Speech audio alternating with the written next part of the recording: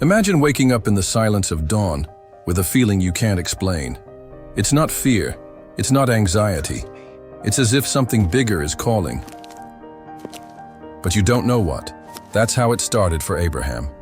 Back then, there were no temples, no written laws, no certainties. What there was a voice, and a simple but absolute request: get out of your country, from your family, and from your father's house, to a land that I will show you. Abraham asked no questions. He did not ask for a map. It's not proven. He just answered and went. In today's world, that answer is almost impossible. Who gives up everything based on something invisible? Who trades the comfort of the known for total uncertainty just because they believe that God spoke? What Abraham experienced was not about returning to a geographic location. It was about abandoning everything that gave him security: home, culture, roots, stability. It was a break with human logic, a gesture that makes us ask, if it were me, would I have gone? Today, in times of reason and control, we trust in GPS, contracts, and guarantees. We question, we analyze, we repeat. I need to be sure before I make a decision. Abraham's faith was not based on this. Not because he was naive, but because he believed in something that could not be measured: God's faithfulness. On that ancient dawn, there was no spectacle, no visible miracles. Only the silence of God's voice and the response of a man to get up, prepare things, gather his household, and leave without knowing where to go. This kind of trust challenges us because it shows us that faith is not a vague feeling. It is a real choice.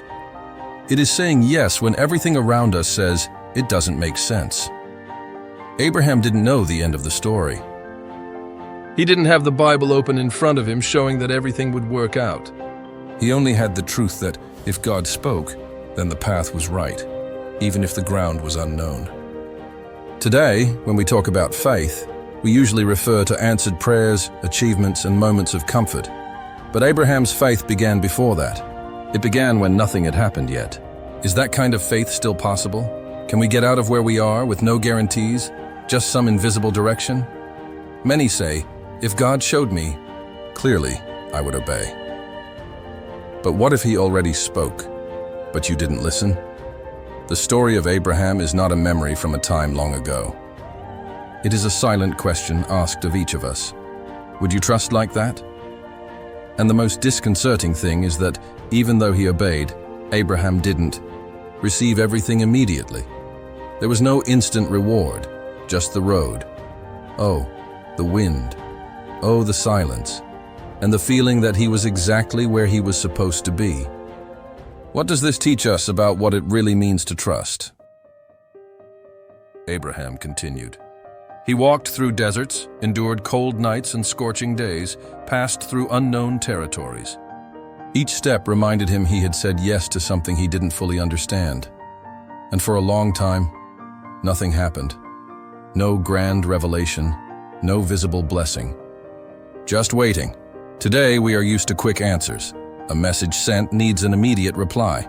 A prayer request, in our view, should be visibly answered within days. We live in a hurry. But Abraham's faith moved at the pace of silence. He heard a promise. I will make you into a great nation. But time went on. His hair turned white, and Sarah, his wife, remained childless. How do you keep faith when the promise doesn't come? How do you keep trusting when the signs seem to suggest the opposite?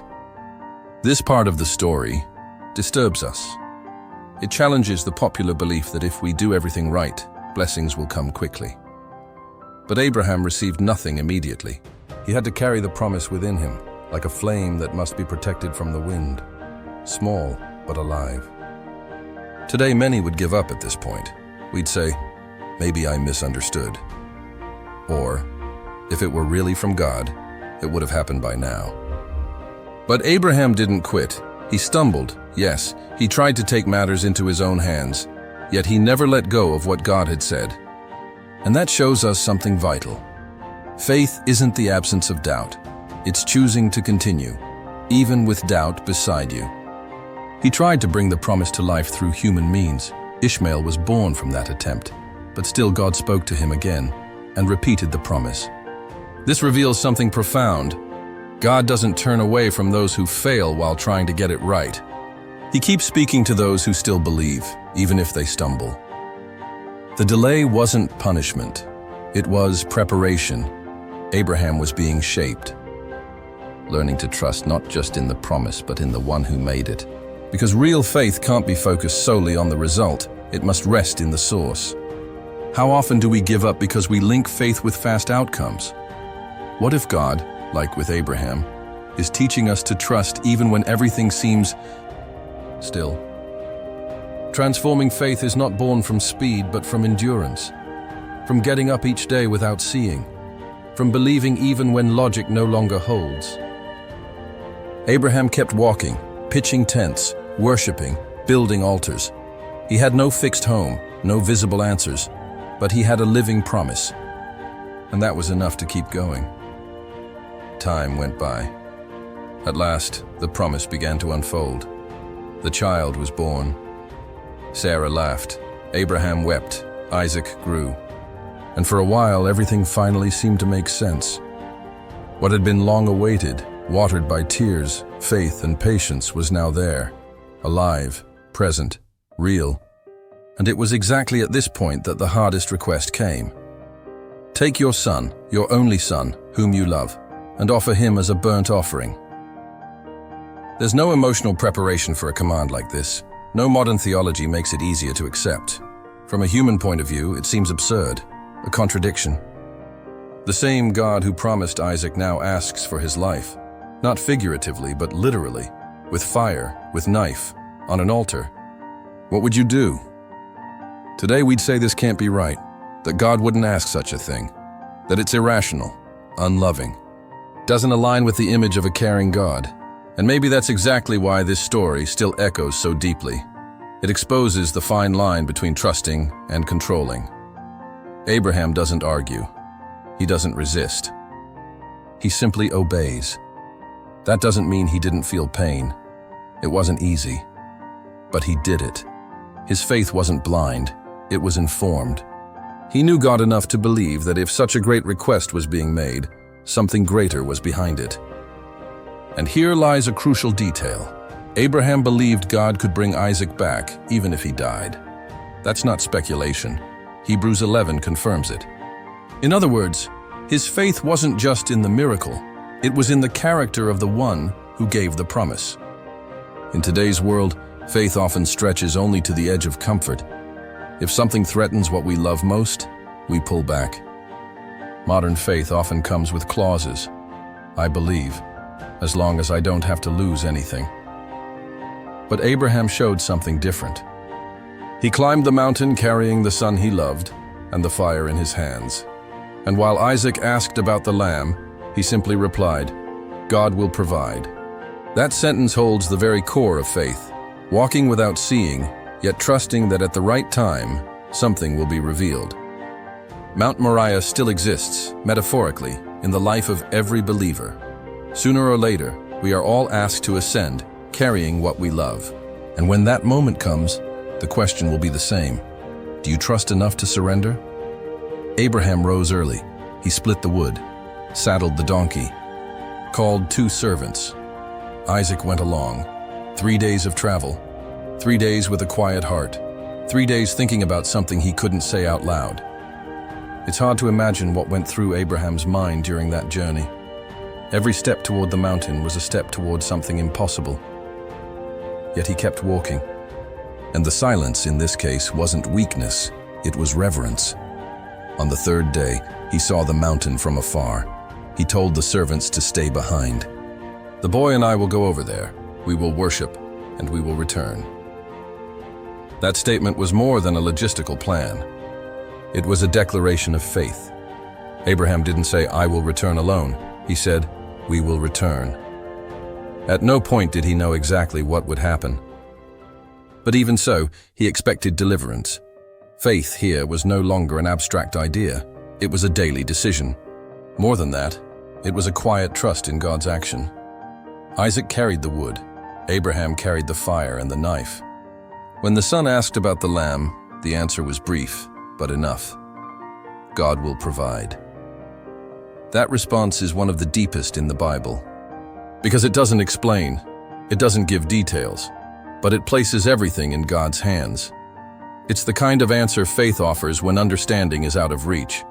Today, many demand explanations before obeying. We want logic, guarantees, predictability. But real faith begins where logic ends. Not because it's against reason, but because it rests on something greater. Trust. Abraham and Isaac walked alone. They climbed the mountain, each step heavier, each meter more symbolic.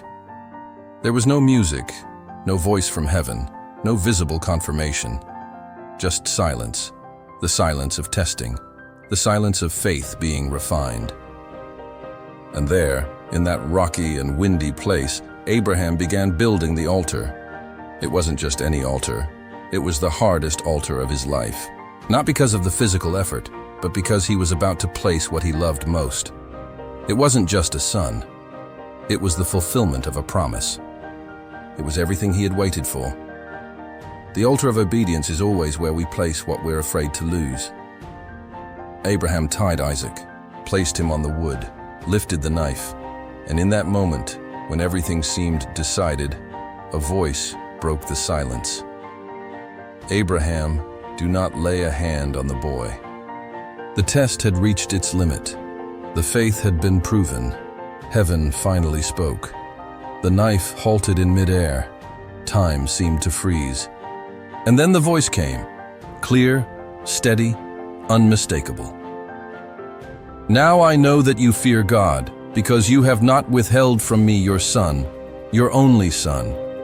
What was at stake wasn't the sacrifice itself. God never desired Isaac's blood. What he sought was Abraham's heart, the willingness to obey, even without understanding, the total surrender. And now that everything had been exposed, revealed, tested, the heavens stepped in. Abraham looked around. And there it was, caught by its horns in a thicket, a ram, the animal that would take the place of the son. The answer that arrived at the exact moment, not before, not after, at the limit, at the most critical hour. How many times have you felt this way? On the edge of loss, at the peak of fear, unsure how to go on, and then something happens, something unexpected, a way out you didn't create, a provision from above, because this is how God works. He allows faith to stretch to the breaking point, so you'll know where your help truly comes from. Abraham then gave that place a name. The Lord will provide. Yahweh Yireh. It wasn't just a beautiful phrase, it was a testimony engraved in stone. A reminder for all who would pass by that on that mountain, provision came from heaven. This story doesn't just teach us about an ancient test. It speaks directly to us today, because we all have something we love. We all have an Isaac in our lives. And sooner or later, God will touch that place, not to take it away, but to reveal where our heart truly lies. He may never ask you to give up what you love literally, but he will ask, if I did, would you trust me enough? That is the question that echoes through the centuries. It dismantles religious performance and exposes intent. Because in the end, true faith isn't measured by what we say, but by what we're willing to surrender. In today's world, where everything is negotiable, where faith often becomes a bargaining tool, I believe if God gives me something in return, Abraham's example is a disruption. He didn't negotiate with God, he made no demands. He simply trusted, he climbed the mountain, and he went all the way. And because he went all the way, he saw what few ever do, the miracle at the edge, the provision at the last second. The ram in the moment, everything seemed lost. The moment of deliverance was brief, but its consequences would last forever. After Abraham descended the mountain with Isaac, something invisible had changed. God hadn't only tested faith, he sealed a covenant. Heaven spoke again, and this time with words full of promise. By myself I have sworn, declares the Lord, because you have done this, and have not withheld your son, your only son, I will surely bless you. Notice the detail. By myself I have sworn. This is rare in Scripture. God didn't need to swear, His word is enough. But here, He makes an oath upon Himself, because what happened was final, a tested trust, a complete obedience, a faith that touched eternity. And the promise didn't stop with Abraham.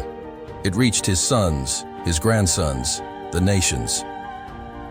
I will multiply your descendants like the stars in the sky.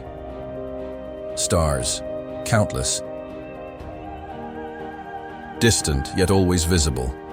A symbol of what is born from faith that obeys, even in the dark.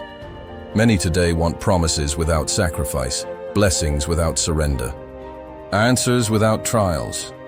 Abraham's faith confronts us because it demands what few are willing to give. Trust before explanation, obedience before understanding. When God said all nations would be blessed through Abraham, He was drawing a direct line from that obedience to future redemption. Because from Abraham's lineage would come Jesus. And on that same mountain, Moriah, God would give His own son. But this time there would be no substitute. What Abraham experienced was a prophetic rehearsal, a picture of what God would do centuries later. The Father not sparing the Son, the altar, the wood, the sacrifice. But on that second occasion, no voice from heaven came to stop it, because there at Calvary, it was God offering His most precious gift for us. And it all began with one man, a man who climbed a mountain believing God would provide, a man who laid his heart on the altar, a man who trusted until the very end. Do you now see why this story still impacts us so deeply? Because it reveals not only the character of a man, but the heart of God. It reminds us that the faith that obeys is the faith that transforms not only our lives, but the future. This is where many draw back. Abraham's story is praised in sermons, quoted in books, portrayed in films, but few truly reflect on what it demands. Because this faith isn't comfortable, it isn't convenient, it disrupts. We live in an age where security is one of the highest values. We want guarantees, certainty. We want to know the details before saying yes. And if something doesn't seem logical, we doubt. If it doesn't feel fair, we question. If it's not safe, we avoid it. But Abraham's faith runs against all of that. He received no details, no explanation, no outcome in sight. He only heard the voice and obeyed. That kind of surrender sounds almost absurd today. Obedience without visible return, trust without contracts, a journey based solely on God's voice. Here's the truth few like to admit. This faith is uncomfortable because it requires death.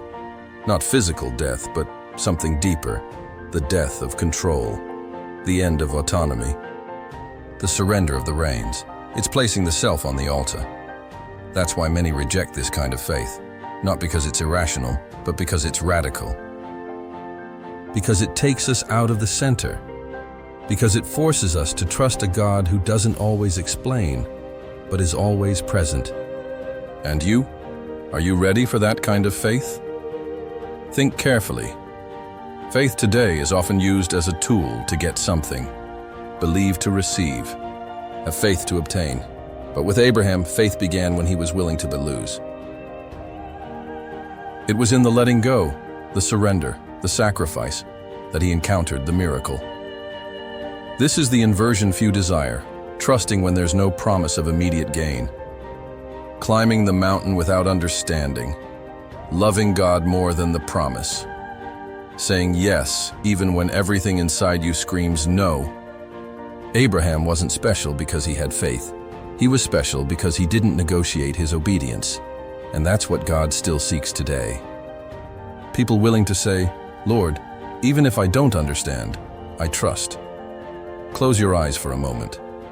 Imagine yourself in Abraham's place, standing on top of a mountain, alone, holding what you love most, what you waited for your entire life, what represents your future, your joy, your identity. And then God says, give it up. No explanation, no guarantee, no logic, just trust. This is the kind of faith that doesn't fit into formulas, that can't be learned from books. It's the faith that hurts, that demands, that transforms. Abraham didn't know what would happen. He had no plan B. He only had one certainty. God was trustworthy, even when everything seemed to fall apart. And you? Are you ready for that kind of trust? Because the truth is, sooner or later, God brings us to that mountain. Not literally, but symbolically. Everyone at some point is called to let go. Maybe it's a plan, a relationship, a dream, something you've worked hard for. And when that moment comes, what will you do? Will you question, run away, try to negotiate, or simply obey? This story isn't just about Abraham. It's about each one of us, about how God tests us, not to break us, but to reveal us, to show us what we're made of, and to take us to a level of faith that changes everything. The world taught us to trust only what we can control, but faith invites us to trust even in the invisible, even in silence, even when the answer seems far away. Maybe you are right now on that mountain. Maybe God is asking for something hard, and fear is whispering that you'll lose. But listen closely. If God is asking, it's because He will provide. He always provides. Abraham lifted his eyes and saw the ram. And you? Are you willing to lift your eyes? Because it's in that moment, between fear and obedience, that heaven opens, that God speaks, that something changes forever. It's not about understanding, it's about trusting. Now share this video with someone going through a moment of surrender, and write in the comments, "I trust, even without understanding." That phrase may be small, but it carries the faith of an Abraham.